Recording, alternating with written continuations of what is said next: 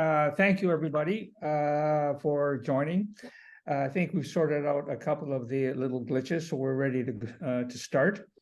My name is John Restakis. I am the moderator for this series on Rojava, titled Rojava, Resistance, Resilience, and Renewal. Democratic confederalism and the changing face of revolution. This is the 8th in a series of 10 lectures on Rojava. This lecture is titled Ecology and Jineology. And we have as our guest lecturer, Zehriban Hussein. She is a member of the Jineology Academy in North and East Syria. And we will be joined later by a respondent, Eleonora Gea-Picardi, who is a PhD student. Thank you, welcome. Eleonora is a PhD student in the program Democracy in the 21st Century at the Centro de Estudios Sociais, I guess, in Portugal. This lecture series is being co-sponsored by Synergia Cooperative Institute, of which I am a member and a co-founder, and the Center for Civil Diplomacy in Rojava, and the Global University for Sustainability. And it is part of the 2023 South Dialogue on Sustainability, which is being coordinated by the Global University on Sustainability. So the way the lecture works is our presenter, Zehriban, will speak for about an hour. And then she will be followed by a response and comments from our respondent, Eleonora, who will respond to any ideas, thoughts, reflections she would like to share on Zehriban's lecture for about 20 minutes. And then we will open the floor to questions from the other participants on the webinar. So without any further delay, I would like to welcome on behalf of the lecture series, Zehriban Hussein.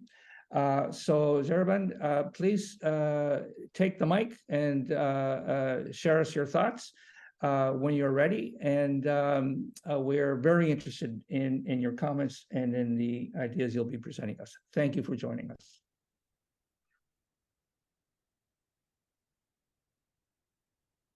Thank you very much. I also would like to thank the Civil Diplomacy Center and also the University of Global Sustainability and for this opportunity.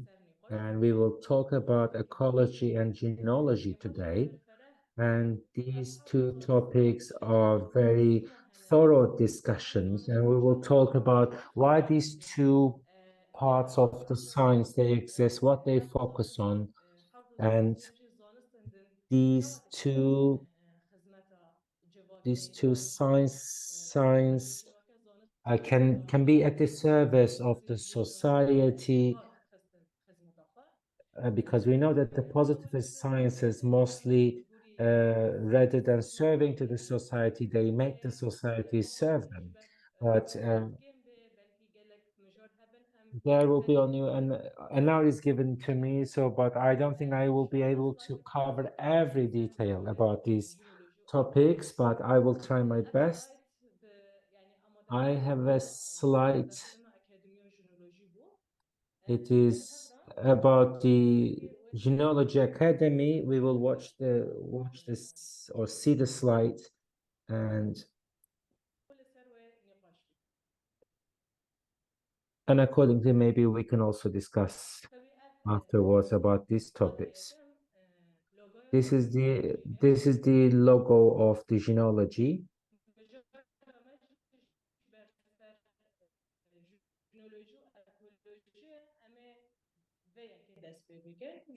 And we will also start the genealogy and ecology and their relationship. At the beginning, it's very important to say that both genealogy and ecology, they are the sciences of life. These are the science that we cannot separate them from our life.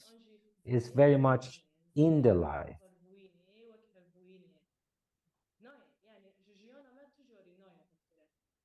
And ecology is also the mentality of life and also being partners in this life.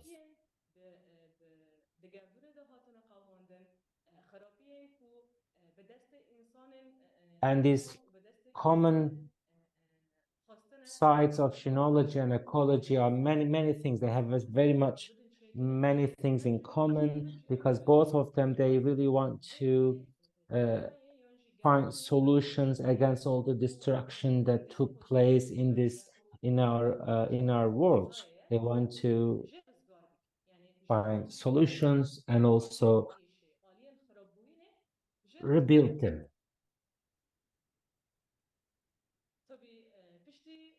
Of course, we all know that after the classes and the states that developed, and then there was the dominant positivist paradigm, and the way that they approach to the nature is that nature is not something alive. It's like a matter. It's like a thing that you can just approach and use it for yourself. But we know that nature is very much alive. It renews itself. It brings new things, and by occupying this the the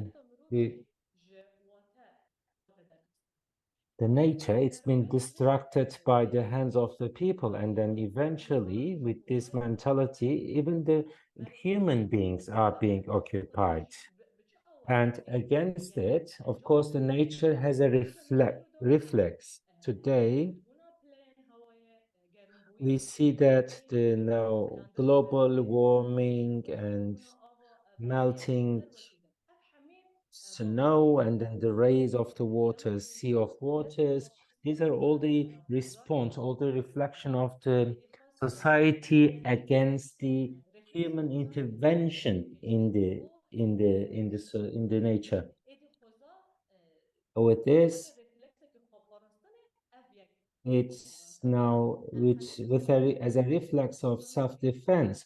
It's responding to these interventions by the human beings in the nature. So,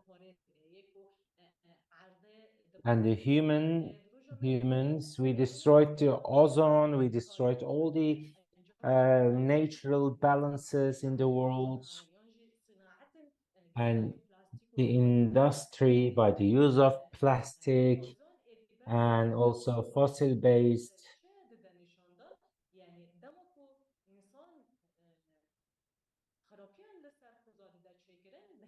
This is the thing that if you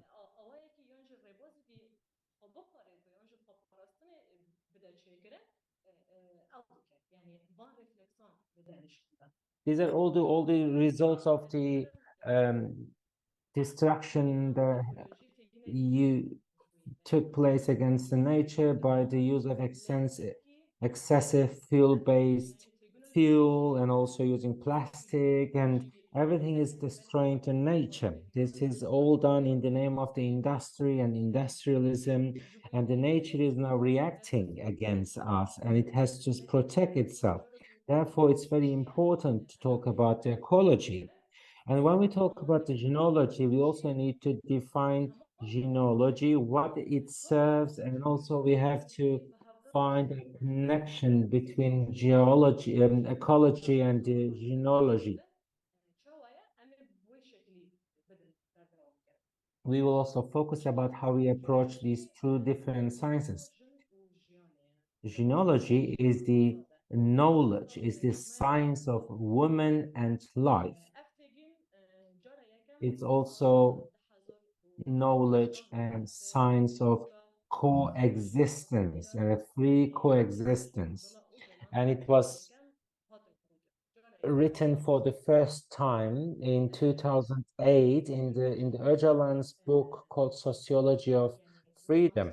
That was the first time that Öcalan actually proposed this name and this science. It's a social science because we know that women are one of the important elements of the society. Of course, women are not only and like a biological existence or biological being, but also it is a social being, and it also plays its role in the society.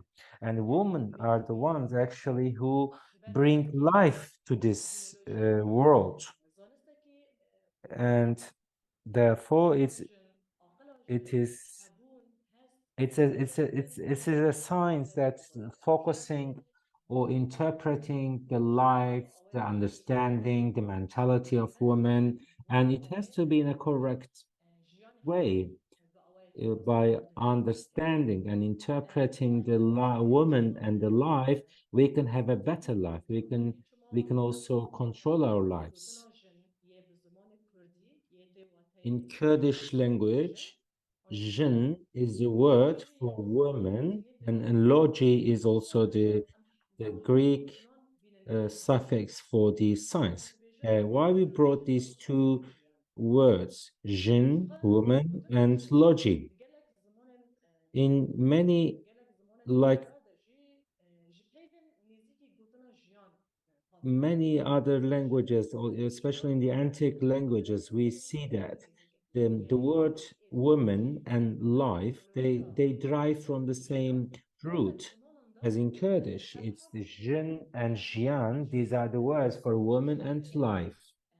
Therefore, genealogy means the science of woman and science. Of course, when we talk about life, we also talk about the coexistence, living together. We all, because if we only focus on life of or woman and ignore or omit the mutual life or living together or coexistence, this will be an incomplete science. So genealogy is also a science, not only finding out the shortcomings or problems or deficiencies in the life, but it also repairs them. It offers solutions, and it can be related about anything in our life and also anything about related to the woman. So, and for the terminology, for the verbs, for the we this also dominating the way that we think. Therefore, it's important for us to define this terminology in a way that is not influenced by the patriarchy. So we also define the nature of human beings, the nature of living together, as well as the relationship between the human beings and the nature. And we know that because of the patriarchy, who suffered at most are women themselves and also the nature. It is all because of these patriarchal approaches. Because when we see that patriarchy dominates women and the nature, and therefore these two suffer at most because of patriarchy. So we recognize this reality and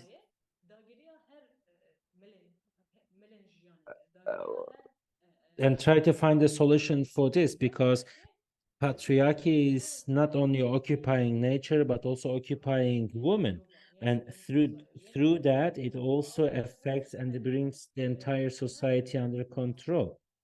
So we have to recognize the problem and produce or alternatives.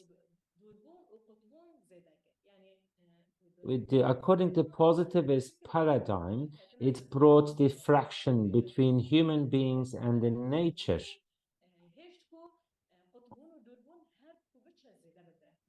And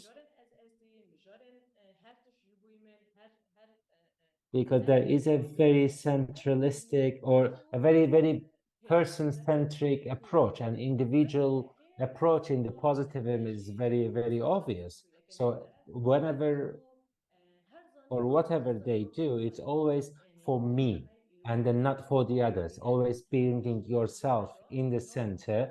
And then that also causes a fraction or an alienation from the society and also from the nature. Of course, this positivism also created its own character, its own pattern, and we have to break this pattern. Therefore, Jineology also tries to find alternative, create an alternative to this pattern. And also it should be a science that is together, that is very much present in the nature and in the society. There are hundreds, thousands different names of the different science. It can be ontology, it can be mathematics, it can be biology or chemistry and whatsoever. There are thousands of words we have. So why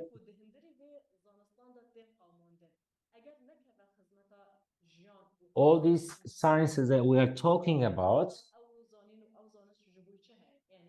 why do we need science if the science is not gonna serve the needs of the society, or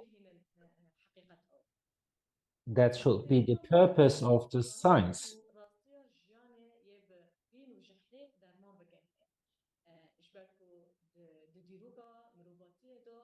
When we look at the history of humanity,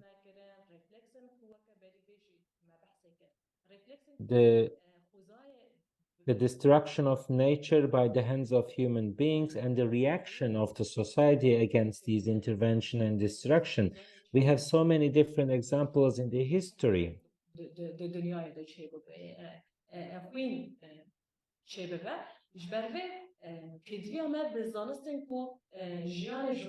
And the destruction was also took place through science, or the science that produced and then invented this also ended up destroying the nature. So we need a science that will walk with nature hand in hand. And in this way, we also compare the woman and the nature, their mutual, their similarities, the way that they are being exploited, they are being abused by the human beings or by the patriarchy, and also by the science. And Abdulah Ocalan says there is a big universe. This is the universe that we live in. It's but a small universe, he means human beings. It is also a small universe.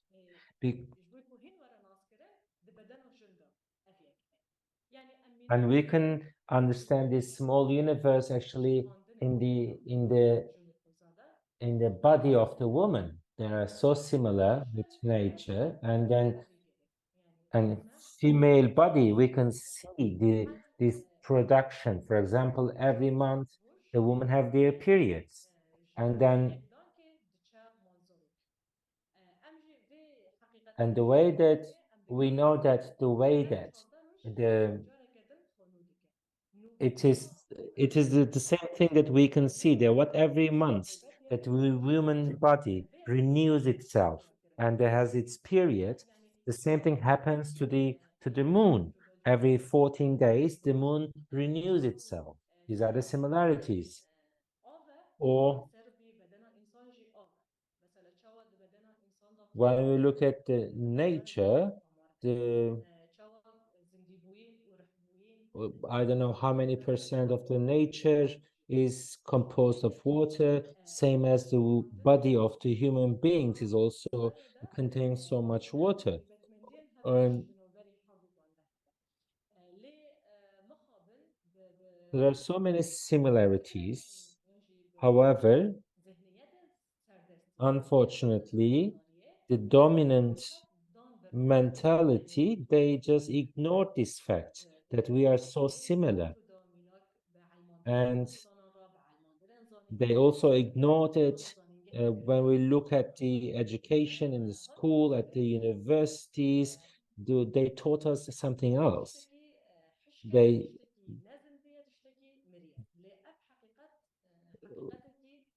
we we were taught that nature is something dead and it is in our disposal. But no, nature is very much alive, it's changing itself, it's reproducing itself, and we cannot actually use it or exploit it the way that it pleases us. So,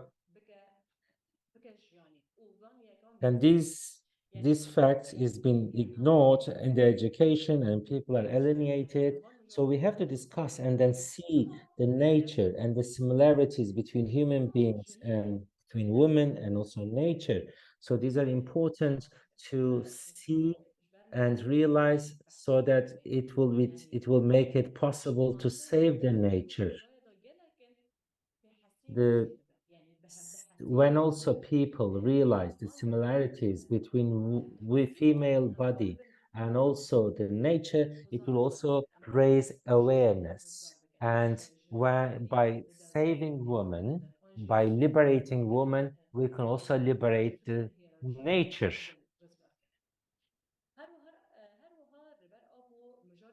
And Öcalan also Öcalan also focuses on the liberation of women on what basis? When we read his defense in the court, he talks about the liberation of women, freedom of women, and he also proposes some methods. All these, the traditions, the classical roles in the society, and the understanding of women, these are all the influence or these are obstacles in front of understanding women. And the freedom of women or liberation of women, this is also a reaction against the sexism. Because in the sexism, you can see very clear division of the roles. What a man is supposed to do, what a woman's supposed to do, and these roles cannot be changed. And it's already decided, determined before you. So you have to comply with those roles. But we have to so we have to understand this sexism and also after understanding it, then we can try to change it, and it will also bring a change in the society. And when we also see, because of these roles that are already assigned to these different sexes, they always see the woman very weak. A girl cannot do much. She is not very. The women, they are not strong enough. They are weak. And for the men, they say they cannot cry. They cannot show their emotions. So by understanding these roles, we can change them.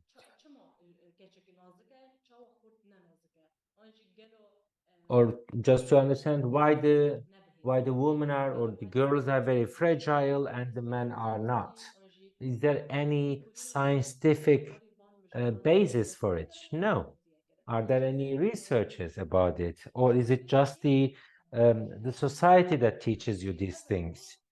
So genealogy is its main purpose is to liberate societies from sexism.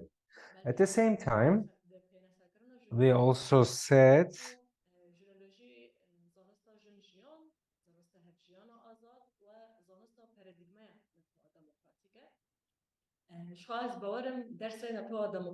the paradigm of democratic nation is a very important part of the genealogy.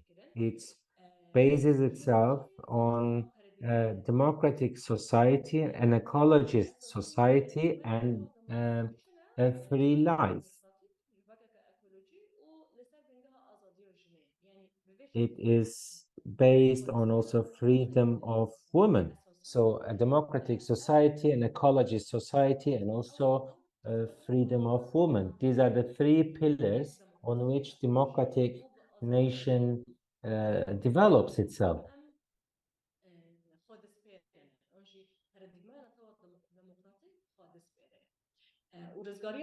And, and also liberating a country, it will start um, with these pillars.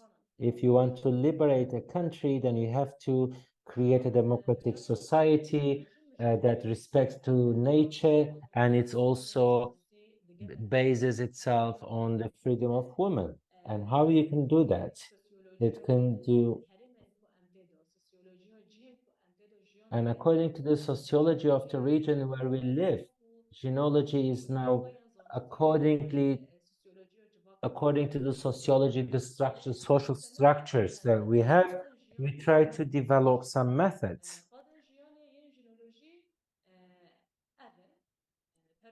And also you can see genealogy in different parts of the life. It can be education, politics, ethics and aesthetics, demography, history, economy, health, and ecology. These are the fields that genealogy conducts its researches and also comes up with they determine the problem and also trying to change the approach or these classical or traditional structures. And education is one of the most important ways to change this mentality. We we also know that education is very important for the nation states because they teach you through that educational system. But it's also very important for genealogy and for the democratic nation to to give education. But our education is different than the one provided by the nation state. It's, it's not that teaching and making people to memorize everything. It is actually teaching how to think and also and politics is also very important.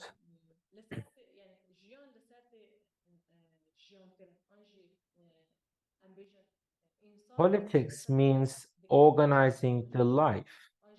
So the politics that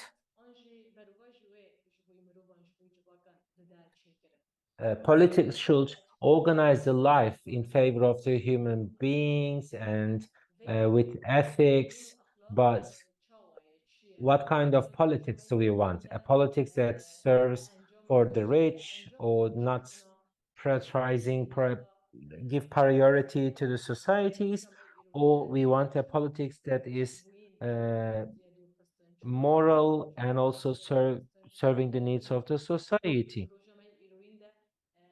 For example, today,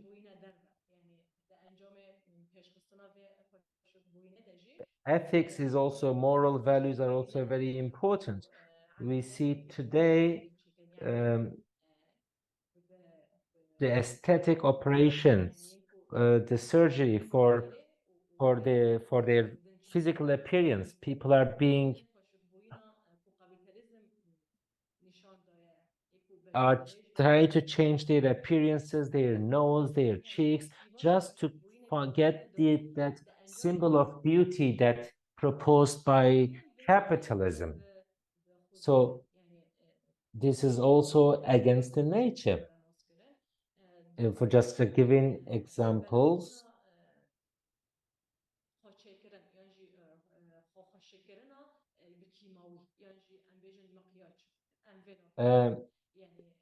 makeup, for example, using chemicals just to make yourself look good. And these are all produced in the factories. And it is also affecting the nature. So what kind of beauty do we want by using these chemical makeup products, which eventually destroys the society? And what kind of beauty would it be? Or what is beautiful in that sense? This is a discussion around ethics and aesthetics as a part of Jineology that we focus on. And demography is also one of the main fields of Jineology.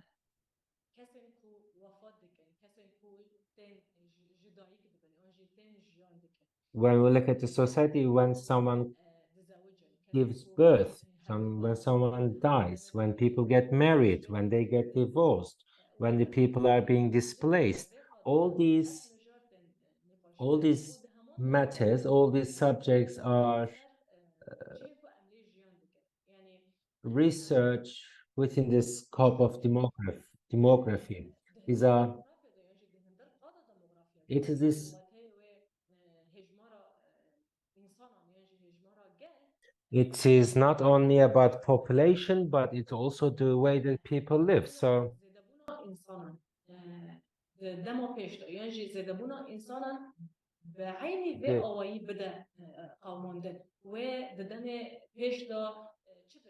the increase of the population, or if we keep reproducing and there are so many people, the number is raising,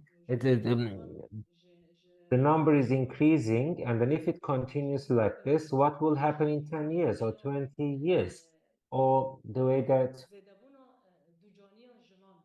the people, when they die, the way that it continues, how many people die, and then how it will continue in future. And we know that the number of the people, the more it increases, the more problems it causes. It also affects the nature. These are all the questions that researchers are dealing with, and they're trying to understand the way that it works. And history is also very important. It's important because many things in our everyday, today's life, we find something, some roots in the history, or we don't find much about the woman in the history. And why is that? Because, and Abdulah Ocalan says, the history of the enslavement of women hasn't been written, but today their fight for liberation is being written. So women are now writing their own free history of their own freedom.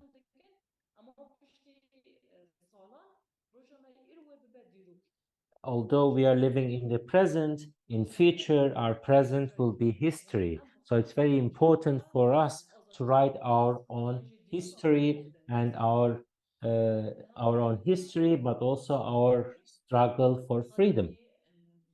Economy is also another field. It is related to demography, and it's also related to ethics, aesthetics, and politics. And all these topics are actually interrelated. You cannot separate them from each other. And when we talk about economy, what kind of economy do you want? Or when we look at the problems in our current life, the world wars, are they political reasons or were actually economical reasons behind them?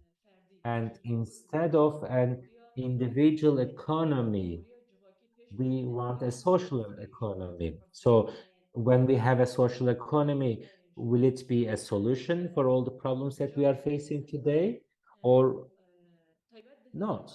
So these are all the discussions. And also,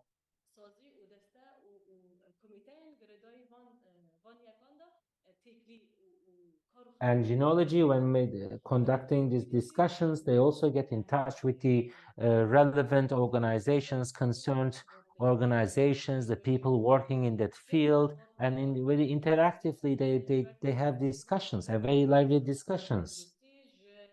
And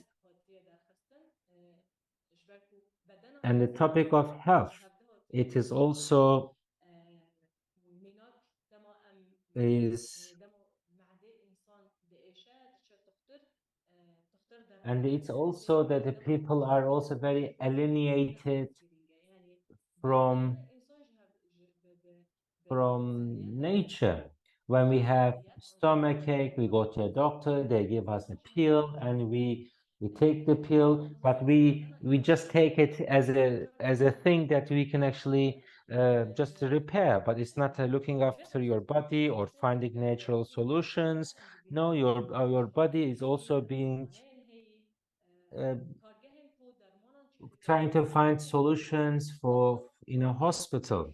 And also there is such as industry, pharmacology, that producing so many different medications and also destroying the nature and polluting the air and environment.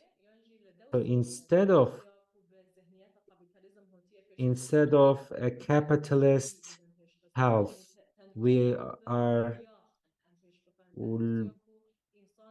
we are in favor of a health that's based on natural remedies, and people should use or find their own personal strength to fight against the diseases. There are also many others.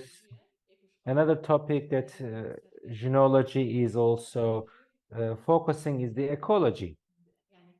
We mentioned nature in every related topic is, and then our approach towards to nature, the ethics and aesthetics of it, and these are all they are related with each other, because when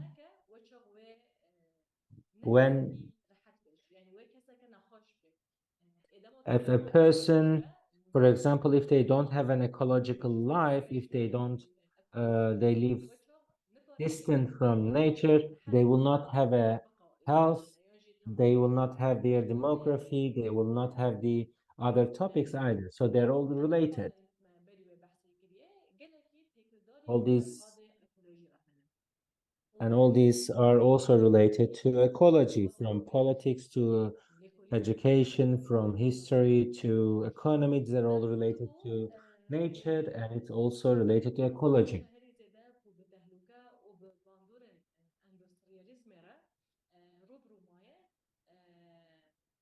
Ecology is very important because in the times that we live, we see that how the nature is being exploited and destroyed and polluted.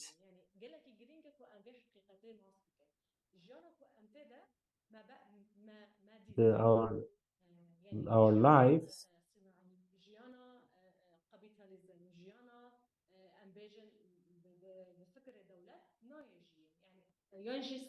today we see all this industrialism, all these nation states, these are all we see that the problems they cause. So they are not solution. we have to correct these mistakes.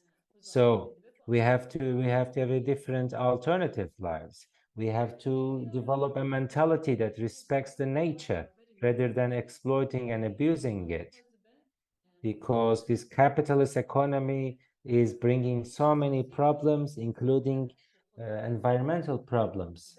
And our priority should be protecting the nature. And to understand that, to respect the nature, or to imagine a life in which we human beings and the nature are respecting each other and appreciating each other, we need this mentality that will comes from democratic nation. It doesn't come from the state or nation state understanding. It is about domination, but we are talking about coexistence and respecting each other. We know that destroying the nature, it also eventually means destroying the human lives. But ecology,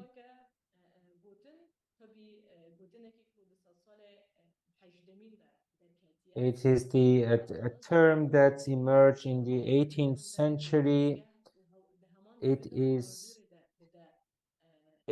redefines the relationship between the human beings and the nature, and all these different creatures that live in the nature, their relationship, the balance among them. These are the focus of the ecology. That's how we define it. But within the ecology, within these science, we see that it is easy to set, but is it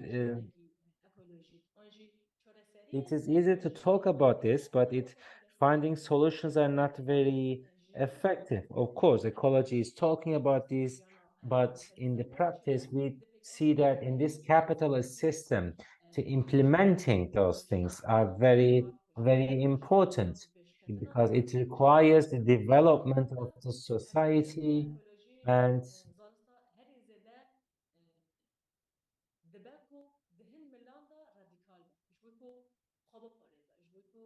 with this current situation of our world, ecology has to be actually a radical science, because the time is flying, and with the destruction of the nature, we need some radical steps in terms of implementing measures for the protection of nature.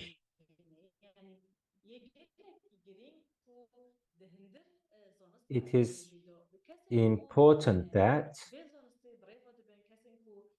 the people working in this field of ecology or ecological movements, they should have respect to nature. And by respecting nature and accepting the balance that we exist between us and the nature, that's the way to protect the nature.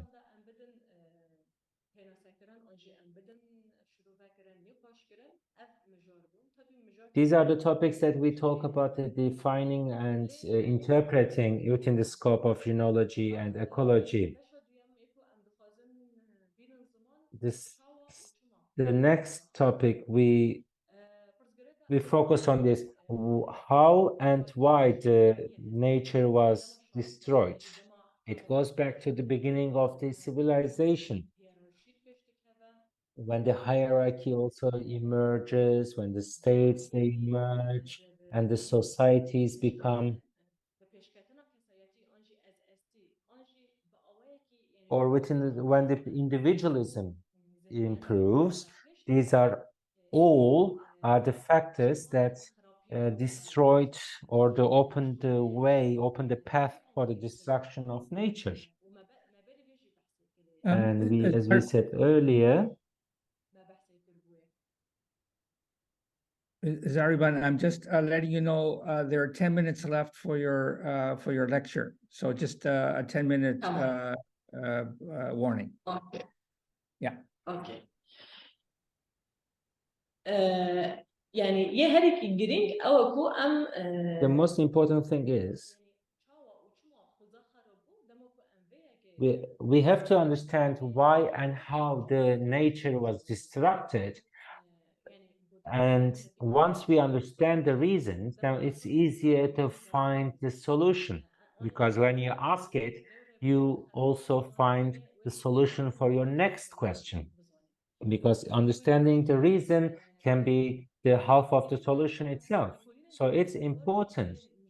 We have to focus or have researches in this by looking for answers for this question. And we know that by destroying the nature, humans are not only destroying nature, but also destroying themselves.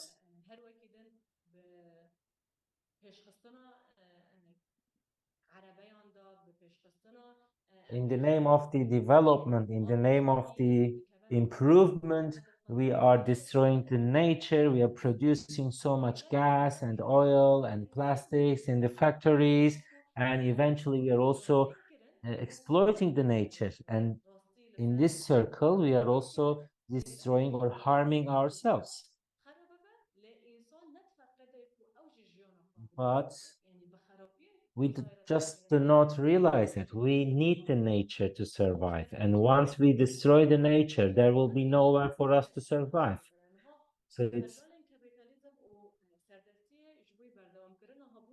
we see that capitalism is now harming or risking our lives, human lives, for its existence, for its continuity.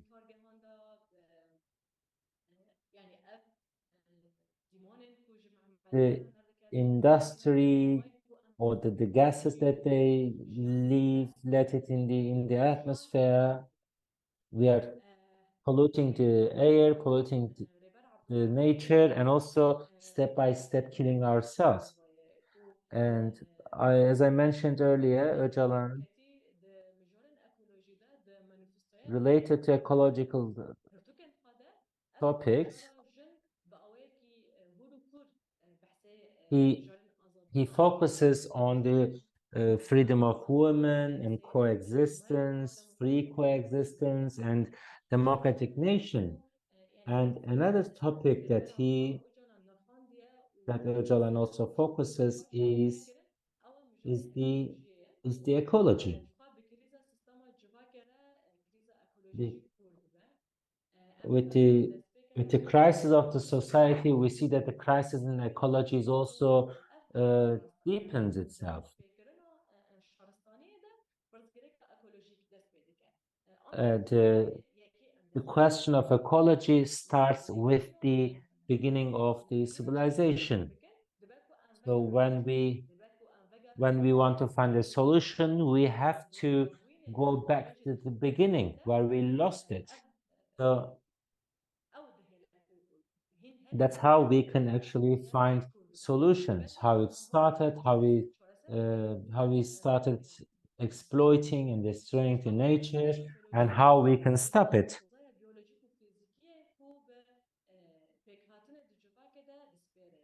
And the purpose of ecology is that it's the biological and physical nature that bases of itself with the society. It's the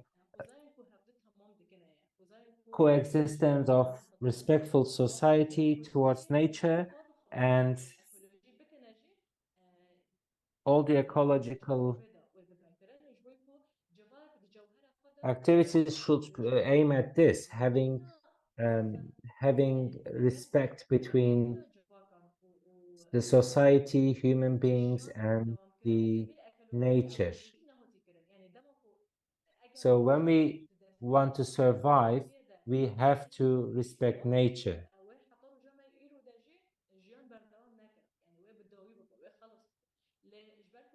Because the nature,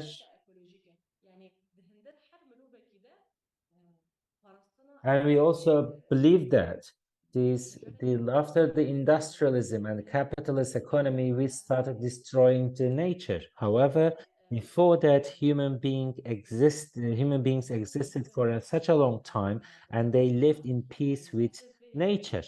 Actually, human nature is also based on respecting the nature, but it is the capitalist system that destroys the society. In his writings, Öcalan also mentions that the word of Amargi, which means freedom in Sumerian language, means going back to mother. So Öcalan says that our liberation, our freedom will be also for us going back to Mother Nature. And he wrote extensively about this topic in Ecology. It is a very important ideology, and we have to see everything through these lenses when we want to find some solutions. And برای اخلاق و فلسفه ده چوا هيا ده همان ده مده اکولوژی و ایدئولوژی جی ده نوبری واندا ترى هيا يعني so the ethics and philosophy, how they are related, and ecology and the ideology should have the same relationship. Ecology should be a part of our ideologies, and at the same time, destruction of the nature and also the class system that also destroys the of the society, and also with the patriarchy, this still continues, because the patriarchy has the idea of belonging. It thinks women belong to them, they think nature belongs to them, and they can exploit them the way that they want.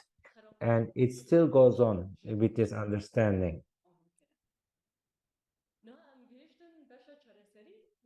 The solution, how we can find a solution, what will be the solution for an ecological life, a practical life, based on the freedom of women as well. So we have to liberate women and the nature together.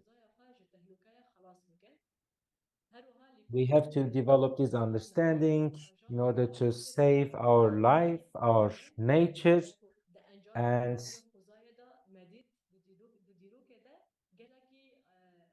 in the history,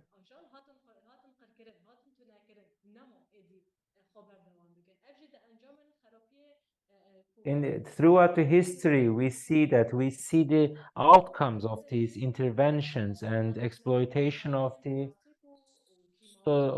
nature. We killed here some of the animals that do not survive anymore, or we are using these. We use this plastic and also fossil-based fuel, and we are killing the nature with it, and then eventually it will kill us as well. So we need to redefine our relationship as human beings together with the society, with the nature, and it should be based on respect and coexistence. It's not that we as human beings can dominate the nature. We can also should have a similar understanding within the society, and we know that's in Rojava, in northern eastern Syria. This is also is very important for a democratic nation, and understanding nature, respecting nature is a very important component. And the same understanding we can apply in the society. It's also based on the coexistence, respecting each other, and recognizing the autonomy of it. This will also, when we talk about the paradigm of,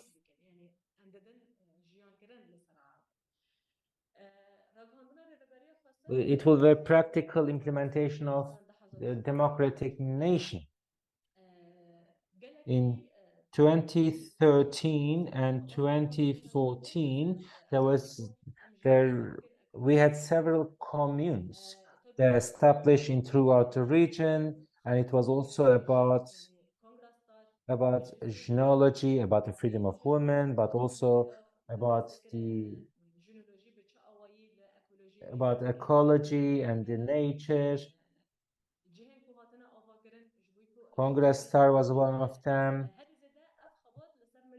All this work was actually carried out by the women, the ecology and the Jineology. This is also important for in the inquiry for the solution. And we also have Renewal village. It is a women's only village in northern and eastern Syria. It is also a place, it is a life going back to the origins. It is a village where they have a real village life. Times like before industrialism. They are using the ecological sources, and it was built by the women.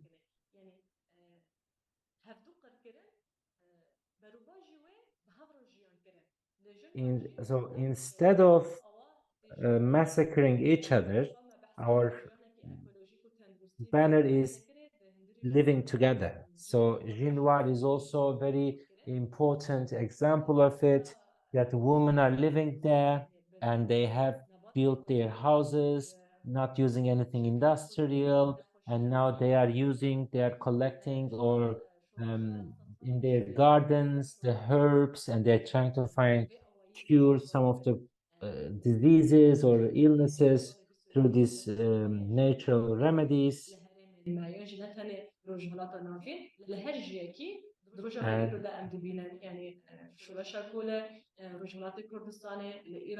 And these problems that I'm talking, it's not only about the Middle East or Syria. It's about entire world.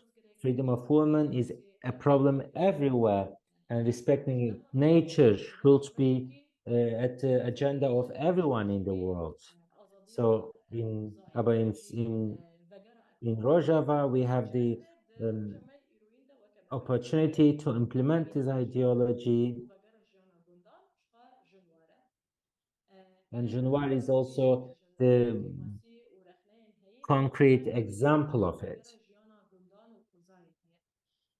But as we said, the freedom will be by going back to Mother Nature. And it will save the nature, and it will also shape and reshape the society. At the end, in order to have an ecological life, in order to save the nature and also save human lives, the only solution will be the democratic nation and a life based on respect and coexistence. And ecology should be a part of our nature, ideology. We have to respect the nature, and we don't own the nature. We just share this world together, and we have to,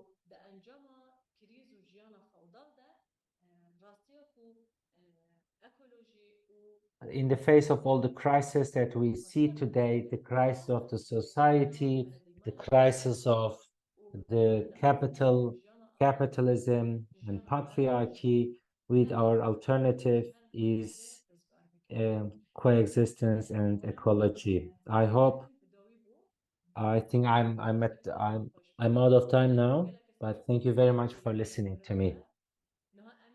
And now I think we will listen to you, and then maybe we can also answer some questions later. I will be happy to answer them. Anything about ecology or genealogy. And thank you very much once again for listening to me. Now it's you. Thank you so much, Zehriban. That was a fascinating overview of these intimate interconnections between the philosophy and practice of democratic confederalism, and the way that intersects with issues of women's power and role and nature in society, and that connection with nature and ecology was fascinating. Thank you for providing that overview. So let me introduce again Eleanor Gea Picardi. Is that correct, Eleanor, the way I pronounced your name? Close enough? Okay, thank you. Eleonora is a PhD student, as I said, in the program Democracy in the 21st Century at the Center for, I guess, Social Studies in Portugal. So, Eleonora, please share us your thoughts and comments. Okay. Hello, everybody. Can you hear me? Yes? Okay. First, I want to thank you, the Civil Diplomacy Center and the Global University for Sustainability, to inviting me and providing this space of discussion on such an important topic. And I want to thank you a lot, Zehriban, for your illuminating talk, really, on genealogy and ecology. And before starting the specific discussion, I would like to introduce by remembering Nagiana Karsel, a Kurdish woman assassinated by Turkish intelligence in Suleimania on October 4, 2022, when she was leaving her house at 10 a.m. in the morning. Nagian was a longtime activist of the Kurdish women's liberation movement, and since many years, the director of the Jineology Journal, a member of the Jineology Research Center, and at the time of her murder, she was working for opening a genealogy library in the city of Suleimania. Her murder was not an isolated case. In the course of 2022, at least 5 women of the movement have been killed by Turkish intelligence in Bakur, and many others targeted in Rojava and in other places of Kurdistan. And in general, the KJK, the Community of Women of Kurdistan, recognize, and I'm quoting, a similar policy and attitude towards leading revolutionary women in different parts of the world, which show us that we are confronted with a global counterattack of capitalist misogyny, aiming to prevent our century from becoming the age of women's liberation. Many communiques and declarations published after Nagian's death were underlining that she was killed because she was a woman and because she was furthering the practical philosophy of genealogy, relying behind the Kurdish slogan, Genjian Azadi, woman, life, freedom. Indeed, her murder was the expression of at least 3 parallel tendencies. One is the genocide against the Kurds and all ethnic and religious minorities in the area struggling for their life and autonomy. Second is the feminicide against women by patriarchal forces at each and every level of society. But I would like to add another tendency, which is ecocide against the environment and against those people, the herd defenders, such as Nagiana Karsel, who try to defend it from attempting to defend it and trying to regenerate biodiversity and build a just coexistence, as already been said, between humans and the non-human world. More specifically, I retake Silvia Federici's ideas, and I see Nagian's murder as part of the contemporary systematic attack against the reproduction of life in favor of the production of goods and accumulation of money, power, and profit. An attack that is based on the privatization of the commons, such as the waters of the Tigris and the Euphrates rivers in Kurdistan, on the expropriation of the means of life of thousands of communities, and particularly women, and therefore on the repression, criminalization, and eventually killing of those who, by defending their life and their subsistence means, are fighting for another model of socio-ecological coexistence. The Women's Commission of the Keneke wrote, after Nagyan's death, a clear-cut definition of such a systematic attack against the reproduction of life. They wrote, "We must end the rule of patriarchy, which in this century, with the dictatorships, fascists, despots, and aggressors, is destroying more and more people, natural habitats, and the entire environment for their own personal greed and power. With Jinjian Azadi, this is possible." So by listening to Zehriban Hussein today, we understood genealogy as a science that is actually working to end such patriarchal, capitalist, and fascist attempt to destroy human and non-human life on Earth. Genealogy, as we heard just now, is not proposing a technology-based approach to nature conservation or sustainability. It is not by greening our exploitative capitalist economy that we can stop current violent ecosystem crisis, nor by push forward palliative reforms within modern nation state. Genealogy is saying that this crisis should be faced by a deep rethinking of our modes of knowledge, of socio-ecological coexistence on the earth, and of our ways of organizing the reproduction of life. This can be reached in many different means, of course, but one of the tools of genealogy that I want to deepen today to connect genealogy with ecofeminist thought is that of rewriting history or her story, searching in history, as Zehriban said before, the roots of this planetary crisis, but also the means for its overcoming, the solutions. So looking at history, Ocalan before and then genealogy, locate the roots of the present ecological crisis, not at the end of the Second World War, nor 2-3 centuries ago with the Industrial Revolution in England, as other scientists did before, and not even at the beginning of capitalism or modern colonialism.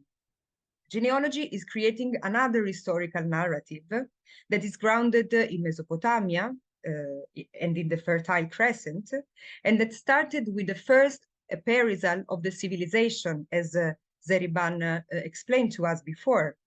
So nearly 5,000 years ago, with the transition from the Neolithic epoch to the first Sumerian urban state civilizations.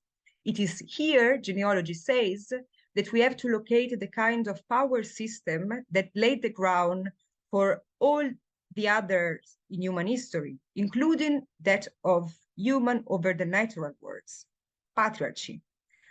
Patriarchy, or what genealogy calls the system of the dominant man, is the power system from which all the other hierarchical and exploitative systems based on class, state, religionism, and the capitalist modernity derive. This is the ancient the more ancient power system, but it has not always existed. Before the establishment of the first Sumerian city-states and the ziggurat, matriarchal or matricentric societies were in place in the region of the Taurus Mountains. And for genealogy, these societies were the cradle of a non-hierarchical ecological society, where the dualisms of modern times and of positivist science between the humans and non-humans, culture and nature, reason and emotions, spirituality and materiality, mind and body were not there. Maria Mies, who is a German ecofeminist activist and sociologist that Ocalan has repeatedly quoted in his works, identifies in ancient matriarchal societies a woman-driven form of production of life. This form was not based, she said, on the objectification and exploitation of nature, or on the production of goods, but on the reproduction of life and on interdependency of human and non-human needs, not on the accumulation of wealth by few people, but on the subsistence of the entire community. Here, women shared the life communally, not in family households, and were crucial agents of the collective, political, and mostly economic life. Their modes of production of life were the essential ways of survival for all. And for me, as like Jineology, with the establishment of patriarchy and hierarchical society throughout history, a predatory mode of production affirmed itself. A mode that does not reproduce the conditions of life for all beings, but destroy them by exploiting at the same time nature and the labor of those subjects, particularly women, that for centuries have been guaranteeing life. What happened in this moment is an overturning of values, in favor of power, wealth, and then capital, while before it was for the regeneration of human and non-human life as crucial for survival.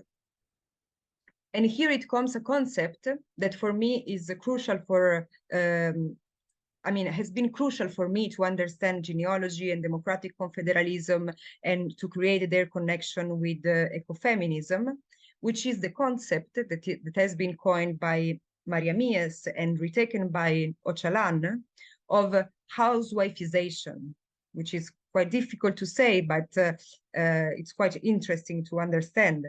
Housewifeization it identifies the confinement of women in the household and in the family. And genealogy defines it, Ocalan and then genealogy, as the crucial weapon of the power of the dominant man to impose his exploitative system that laid the ground for capitalism and for modern colonial nation state. By the process of housewifeization, women have been progressively turned into the property of men, natural objects against men as cultural subjects, and confined within the realm of biological reproduction, so excluded from knowledge, politics, and economy. Through their housewifeization, patriarchal powers have tried to break matricentric communal societies and the forms of reproduction of life that for centuries and millennia, women and the subsistence communities have used for taking care of the earth. These forms have been turned into backwards, anti-modern forms of life, useless, undervalued, and therefore condemned to the extinction or reabsorbed into capitalist patriarchy. However, history is not linear. This is what genealogy teaches us.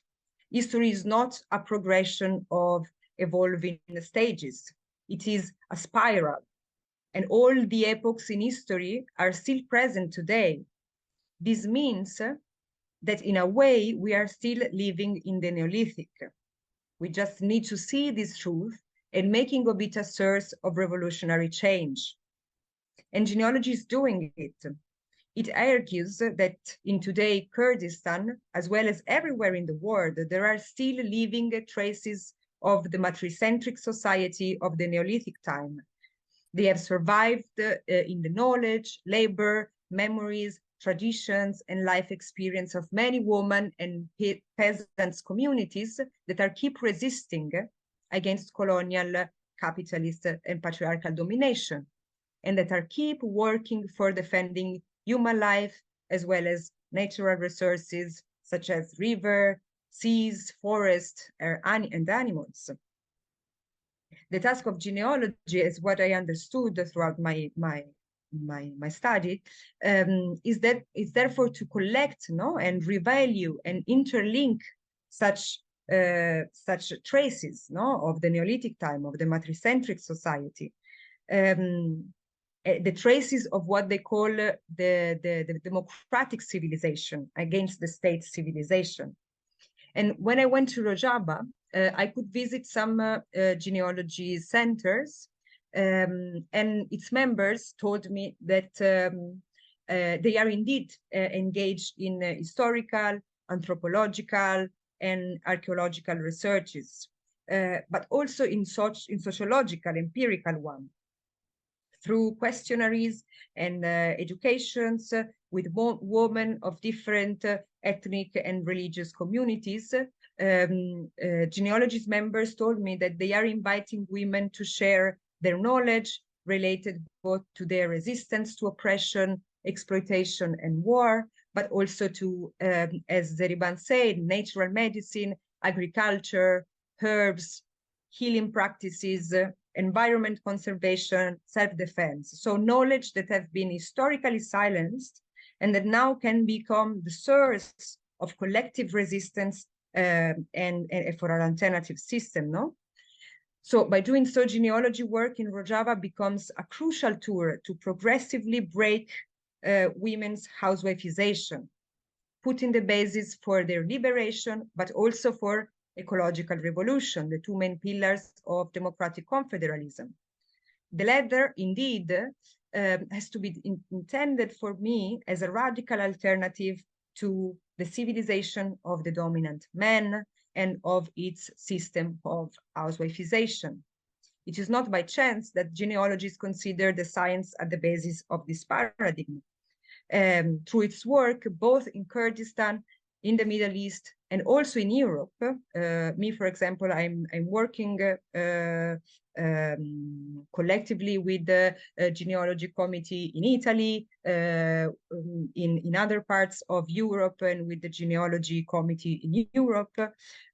Through this work, genealogy is nurturing the evolving practice of democratic confederalism by decolonizing people's knowledge and mindset, deconstructing dominant masculinities, and overturning again the dominant system of values in favor of the reproduction of life, in favor of life, human and non-human. And at this regard, I have a question for Zehriban. When I've been to Rojava in 2019, I could appreciate the educational work of genealogy being developed at every level of society, in the comunas, in the structure of women in Kongrastar, and also just with the education with men. I've been also to, just for a few days, unfortunately, but to Jinwar, the woman eco-village that you mentioned before, and to the Genealogy Andrea Wolf Institute. However, for a matter of time, I couldn't really understand how much genealogy work that is apparently so pervasive, no, in the there, is having an impact in the general planning and the policy of ecology and economy in Rojava. So a level of administration, how are you introducing genealogy's mindset inside the macro politics, let's say, of economy and ecology in the self-administration? I have few minutes still or not? 2 minutes. 2 minutes, okay. Yes, you have 2 minutes, okay. So super quickly, I know I would like to add another issue, because also to connect genealogy with my places, let's say, the global north, no? Because genealogy always, for me, makes really sense to connect with global south, indigenous women's resistance and movements. But what about the global north, no? Also in the global north, there are resistance forces against environmental injustice, no? And I'm thinking about in Italy, for example, or in Portugal, where I live, there are some movements, for example, the NOTAV movement that for 20 years is struggling in the north of the country against the construction of a high-speed train line, no? A line that is already polluting the valley, destroying natural resources and peasant communities' subsistence means. Another is in the south of Italy, in Taranto, where for decades the Ilva steel mill has been dumping huge volumes of toxic air pollution, causing huge health issues for the people that live and work in it. Or in Portugal, in the Covas do Barroso, the community struggling against the establishment of a lithium mine in their territory, no?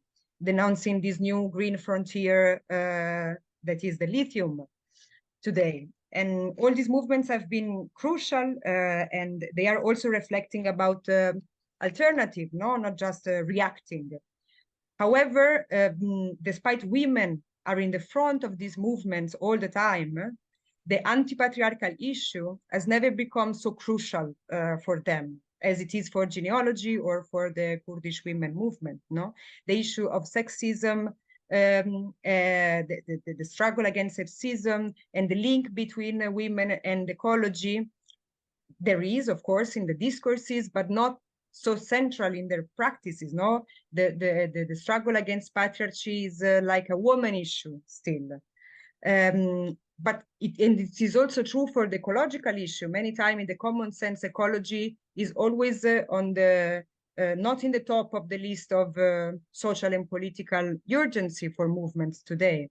So considering this, I would like to ask to Zehriban another question: how to do all the work that you are doing, connecting ecology and feminism in the midst of war and continuous attempt at military occupation, no? I'm asking if there have been conflicts among people and activists in the movement who maybe carry different interests or different strategical perspective, or that simply sideline the issue of anti-sexism of ecology. How do you manage, no, as Jineology and women and the women's movement to keep the line and not sacrifice such fundamental issue when facing apparently much more urgent problems such as military occupation? So maybe it is an issue related to self-defense. How do you intend self-defense in this case? But sorry for taking too much time, maybe. Thank you so much. And yes, thank you. No, thank you, Lenora. Those wonderfully compressed presentation, what you would normally take an hour and a half in a lecture, I'm sure. But thank you very much for that. So let's highlight your two questions for Zehriban. The first being, to what extent has the philosophy, ideology of Jineology actually succeeded in being implemented, I believe, as you were saying, in the region? That's the first question.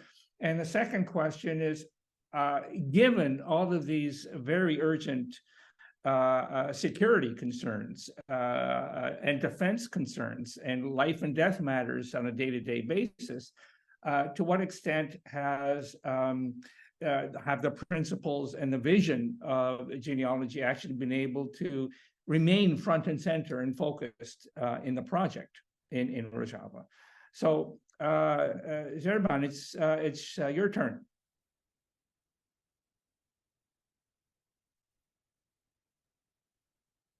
بله Yes.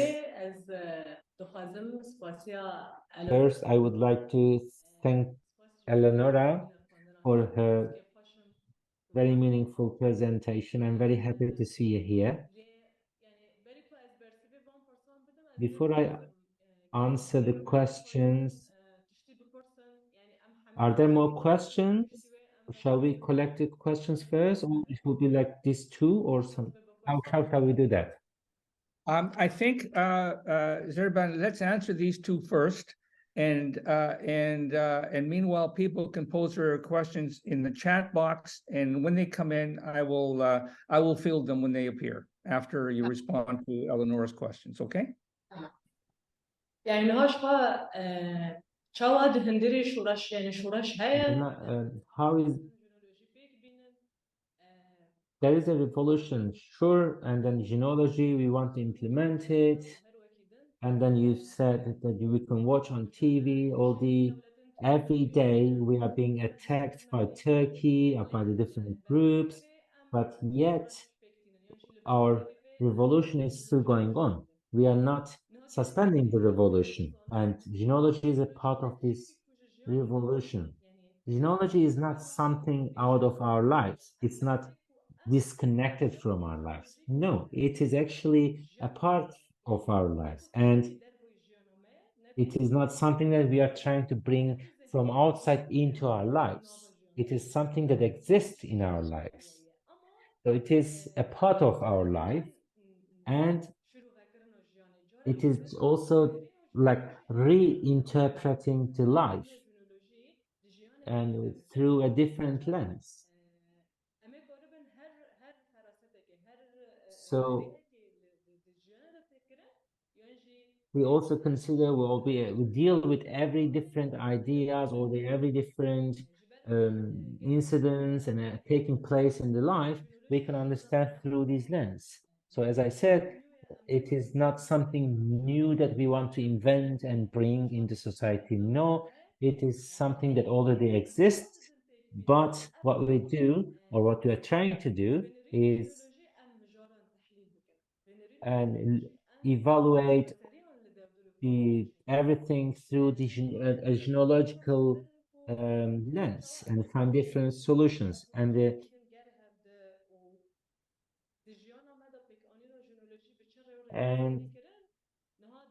an ecology and genealogy, how we can actually combine them.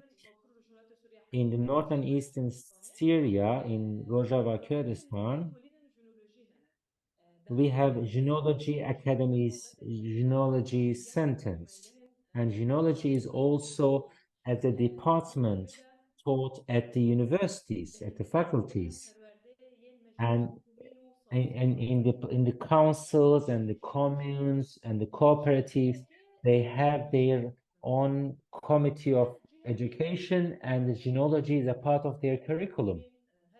So genealogy is everywhere. Everybody, it found its place in everywhere. I mean, they are present in every city, in every region, and it is also integrated in the education. And they are also cooperating and working together with different structures, different organizations, because we know that we can change or we can actually implement Jineology by making it more visible and present in life. That's where we can actually try to make it available and visible in everywhere. I hope I could answer your questions, I hope.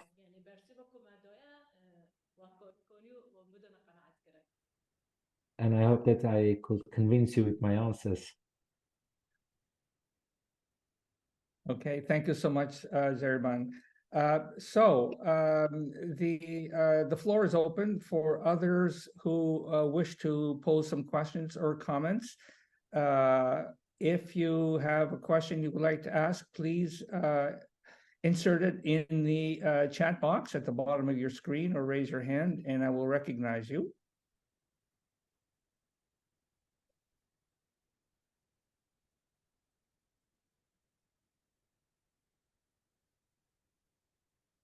Okay, no one is coming forth yet, but let me make a comment, something which caught my attention. Zehriban, you were placing a lot of focus on the role of capitalism as a primary cause for the destruction of the environment, for the exploitation of nature,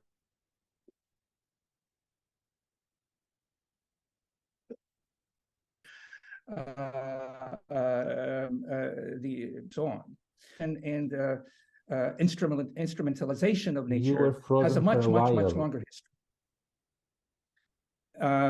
The history of the rise of hierarchical and powerful power systems that seek to exploit and instrumentalize nature for the accumulation of wealth, for the accumulation of power, and the assault on nature that this entails, goes back to the very earliest days of history and prehistory. And the rise of the city-state form in Mesopotamia as being one historical marker where this process might be said to have started. And I think this is an important point. I feel sometimes that although capitalism has certainly perfected the instrumentalization of nature and the desacralization of nature and the alienation of human society from nature, as no other system has before it, the commodification of nature. In fact, this process is not due to capitalism alone. We can see equally destructive assaults on nature and on women in non-capitalist systems, like in a Stalinist Soviet system that was not a capitalist system, was a state-run, centralized economy that also instrumentalized and assaulted nature. So I think we have to be careful if we place all of the onus on capitalism as being the primary driving force for the instrumentalization and materialization of nature. I think this goes to a far deeper and much more troubling and difficult factor in human evolution and human society. So that's just a comment I just wanted to share. And I thank Eleanor for raising that historical perspective, which is important to keep in mind when we think about how we address this profound disconnect and alienation of human society from our natural world. I have a question here. Let me just open this up here and see what we have. Edwin John says, I really learned immensely from the talk. A simple statement like healthcare as a repair, as in machinery maintenance, rather than as a biological and ecological approach. Okay, thank you. Does anybody else have any comments or questions that they would like to raise? Eleonora, do you have anything else you'd like to add?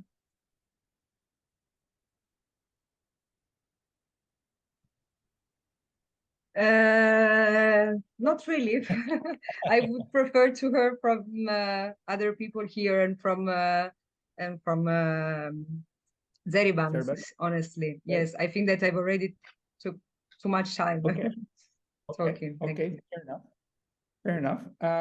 Okay, so I see no more questions coming in. Zehriban, would you like to add anything to your comments, either from the remarks I made, or anything further you'd like to share with us before we close off the presentation? يعني من good as is subjugation. I said also earlier, once again, thank you very much for listening to me.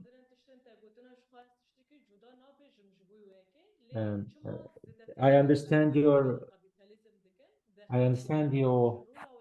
commentary. Of course, we didn't say anything different, that's right, but we focus on capitalism. As you said, it is currently that we face a lot.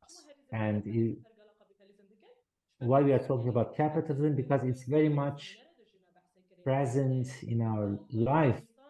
And also, we also mentioned in my speech when the hierarchy started, it was the beginning of the exploitation or destruction of the nature. So the dominant powers, when they created the hierarchy, the first that they enslaved was women and also the nature. So, but it's still, they were not that disconnected from the nature. But today, when we look at our current life, it's not only this disconnection, but also destruction. It's immense. And this is a reality.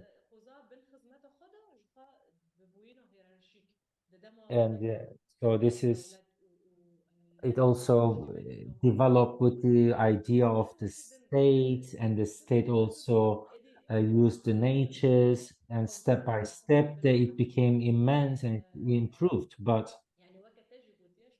as you said, we also mentioned that's the beginning is much before capitalism, but now we say this, the scale of the destruction is so immense. And I hope that you found our presentation useful, and I hope that I give you at least a small touch of genealogy and ecology for the people who might be interested in. And thank you very much once again for the invitation. Thank you. We do have one question. Actually, we have two. Let me read this. First, we have a comment from Jared Ebenrek, who says, this is so powerful and thank you. I have been a social ecologist for 30 years, and the work in Rojava and what it inspires gives us all life. So thank you for that comment. And then finally, a question from Adam Virak, who says, I think it was touched on a bit in the talks, but I wonder if either of the speakers would like to speak on the patriarchal positivist myth of efficiency birthing terrible things like industrial agriculture, etc., and how focusing on genealogy and ecology contradict the concept, how the mentality of women is able to challenge male-centric modernity's idea of efficiency. Interesting question.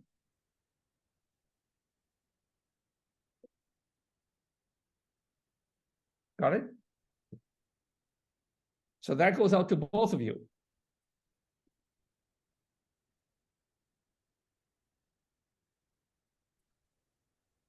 Who wants to tackle that? I can try.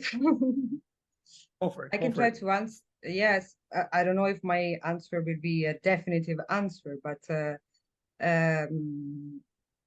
starting from my studies on ecofeminism and on material feminist thinkers, and so how they said about efficiency, that we can also talk about productivity, no, or the idea of the hyper productions of goods in massive, large scales at the expense of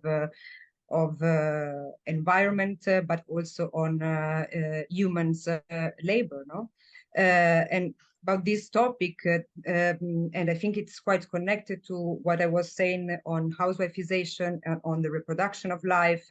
Many feminists have been talking about the separation between production and reproduction throughout the history of patriarchy and of capitalism. So how in a certain moment the production of goods, so the fact of produce something that can be sell, it was the place of value, no, the visible place of value and economy, and so value was produced in this sphere, while the reproduction of life, that is the wealth of the humans, the society, the community, and the environment was progressively discarded, no, as a sphere of non-labor, of non-value, of nature, no. So and in this sphere, it happens to be put inside both.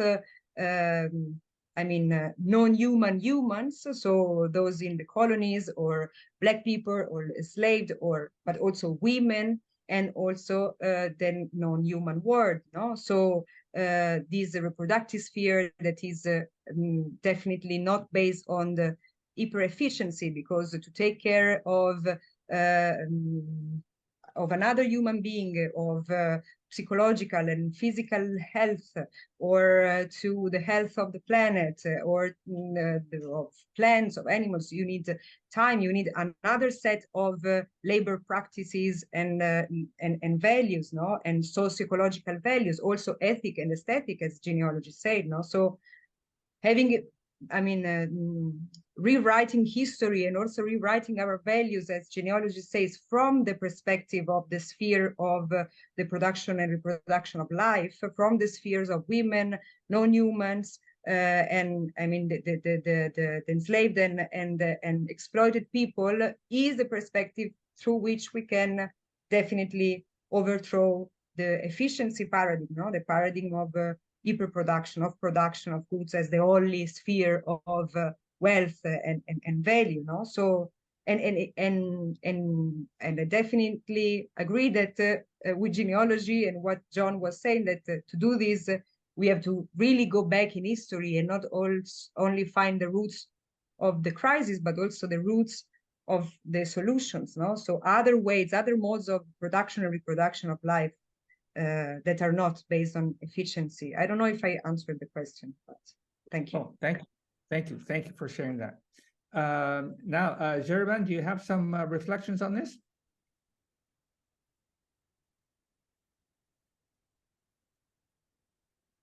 يعني شخص تشتكوا أسباجم نجد تريد تشتكوا أينورا بوتين. I agree Eleanor's statement.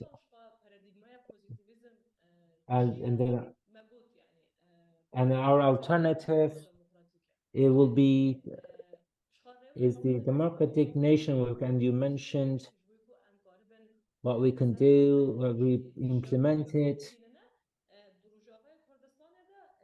in Rojava, Kurdistan. So this is the place where we're trying to implement it. It's not about efficiency, it's about the historical background you mentioned. But now we are in the process of implementing this, and our alternatives will appear, and then we are trying to create alternatives. It's all about the related. We will see how it will goes with the revolution. So, and in different countries, we see that it is. We also see, and the thing also at the level of the social changes, and an alternative will be democratic nation in that sense too. Okay, thank you so much. We still have a couple of comments, but I believe all of the comments of actually gratitude and appreciation for the presentations and also the responses have been posted in the chat, and they will be saved, I believe, and so people can refer to them. This presentation has been recorded, as have all the previous presentations, and so they will be posted, and you'll be able to visit them and view them once they've been edited down and posted on the Global University's website. So I think this brings us to the close of our session. I want to thank you again, both of you, Zehriban and Eleanor, for your fantastic presentation, very thought-provoking, and we delved into a number of extraordinarily critical issues, but still only touched the surface. So still much more to discuss, hopefully sometime in the future. But for now, we'll close off the session.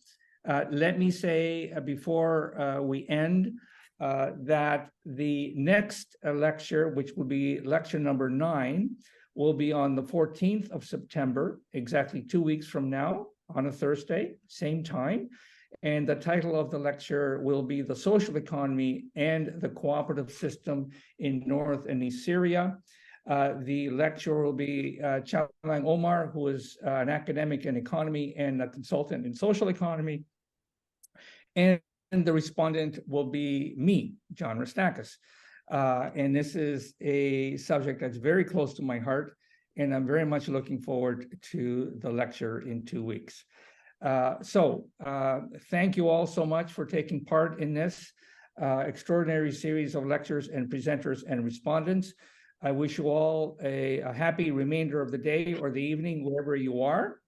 And hopefully we'll see many of you again at the next lecture in 2 weeks. Zehriban, thank you, my friend. And Eleonora, thank you too from where you are. Thank you so much. Okay. Thank you so much. Thank you, Zehriban.